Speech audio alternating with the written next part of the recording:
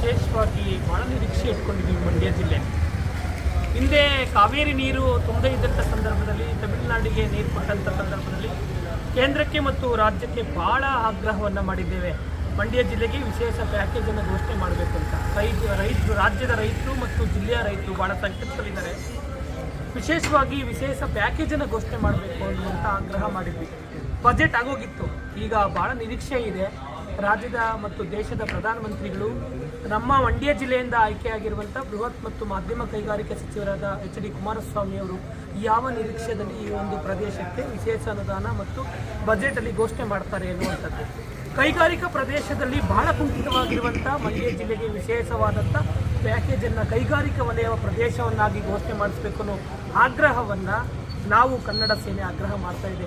ನಿರುದ್ಯೋಗ ಸಮಸ್ಯೆ ಇಡೀ ಜಿಲ್ಲೆಯಲ್ಲಿ ತಾಂಡವಾಡ್ತಾ ಇದೆ, ರಾಜ್ಯದಲ್ಲಿ ತಾಂಡವಾಡ್ತಾ ಇದೆ. ಕೈಗಾರಿಕಾ ಪ್ರದೇಶಗಳು ಬರೋದಾದರೆ ನಮ್ಮ ಮಂಡ್ಯದಲ್ಲಿರುವಂಥ ನಿರುದ್ಯೋಗ ಸಮಸ್ಯೆ ಮತ್ತು ಮಂಡ್ಯ ಜಿಲ್ಲೆ ಪ್ರಗತಿ ಭಾಳ ಮುಂಚೂಣಿಯಲ್ಲಿ ಬರುತ್ತೆ ಎನ್ನುವಂಥ ಆಗ್ರಹವನ್ನು ದೇಶದ ಪ್ರಧಾನಮಂತ್ರಿಗಳು ಮಂಡ್ಯ ಜಿಲ್ಲೆಗೆ ವಿಶೇಷ ಕೈಗಾರಿಕಾ ವಲಯ ಪ್ರದೇಶ ಅಂತ ಘೋಷಣೆ ಮಾಡಬೇಕು ಅನ್ನುವ ಆಗ್ರಹ ಒಂದು. ಅದರಲ್ಲೂ ನೀರಾವರಿ ಸಮಸ್ಯೆಗಳು, ಕಾವೇರಿ ನದಿ ನೀರಿನ ವಿಷಯ ಭಾಳ ಸಂಕಷ್ಟದಲ್ಲಿ ಹೋರಾಟವನ್ನು ಮಾಡಿದಂಥ ದಿನಗಳನ್ನು ರಾಜ್ಯ ಮತ್ತು ದೇಶ ನೋಡಿದೆ. ಇಂಥ ಸಂಕಷ್ಟದಲ್ಲಿ ಎಷ್ಟು ವರ್ಷ ಹೋರಾಟ ಮಾಡಬೇಕು, ಎಷ್ಟು ತಲೆಮಾರಿಗೆ ಈ ಸಮಸ್ಯೆನ ಬುಡಕಟ್ಟಿಗೆ ಕಟ್ತೀರಾ? ಈ ದೇಶದ ಪ್ರಧಾನಮಂತ್ರಿಗಳಾಗಿ ನೀರಾವರಿ ಸಮಸ್ಯೆಗಳನ್ನು ಬಗೆಹರಿಸುವಂಥದ್ದು ಮತ್ತು KRS ಅನ್ನು ಮೇಲ್ದರ್ಜೆಗೆ ಏರಿಸುವಂಥ ಆಗ್ರಹವನ್ನು ನಾವು ಈ ಸಂದರ್ಭದಲ್ಲಿ ಆಗ್ರಹ ಮಾಡ್ತಾ ಇದ್ದೀವಿ. ಅದರ ಜೊತೆಗೆ ಶಾಶ್ವತವಾದಂಥ ಪರಿಹಾರವನ್ನು ಕೊಡಬೇಕು. ಪ್ರಾಧಿಕಾರಿಗಳು ಅವೈಜ್ಞಾನಿಕ ಆದೇಶ ಮಾಡೋದ್ರ ಮೂಲಕ ನಮಗೆ ಸಮಸ್ಯೆಗಳು ಮಾಡ್ತಾ ಇದೆ. ನಿಮ್ಮ ಈ ಅಧಿವೇಶನದಲ್ಲಿ ಮತ್ತು ಏನು ಬಜೆಟ್ನಲ್ಲಿ ಘೋಷಣೆ ಮಾಡಿ ನೀರಾವರಿ ಸಮಸ್ಯೆಯನ್ನು ಬಗೆಹರಿಸುವಂಥ ಕೆಲಸವನ್ನು ಮಾಡಬೇಕು ಅನ್ನೋ ಆಗ್ರಹವನ್ನು ಮಾಡ್ತಾ ಇದ್ದೀವಿ.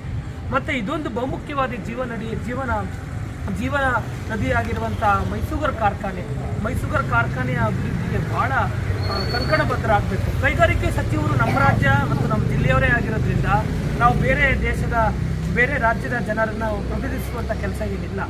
ಮೈಸೂರು ಕಾರ್ಖಾನೆಯ ಅಭಿವೃದ್ಧಿಯನ್ನು ಬಹಳವಾದಂಥ ಅಭಿವೃದ್ಧಿಗೆ, ಮುಂದಿನ ಯುವ ಪೀಳಿಗೆಗೆ, ಮುಂದಿನ ಸಮುದಾಯಕ್ಕೆ ಯಾವುದೇ ಸಮಸ್ಯೆಗಳು ಬರದೇ ರೀತಿ, ಅದರಲ್ಲೂ ಕರ್ನಾಟಕ ರಾಜ್ಯದಲ್ಲಿ ಸರ್ಕಾರಿ ಸ್ವಾಮ್ಯದಲ್ಲಿರುವಂಥ ಏಕೈಕ ಒಂದು ಸಂಸ್ಥೆ ಅಂದರೆ ಅದು ಮೈಸೂರು ಕಾರ್ಖಾನೆ. ನಾಲ್ವಡಿಯವರು ಕೊಟ್ಟಂಥ ಕೊಡುಗೆಯನ್ನು ಉಳಿಸಬೇಕಾಗಿದೆ.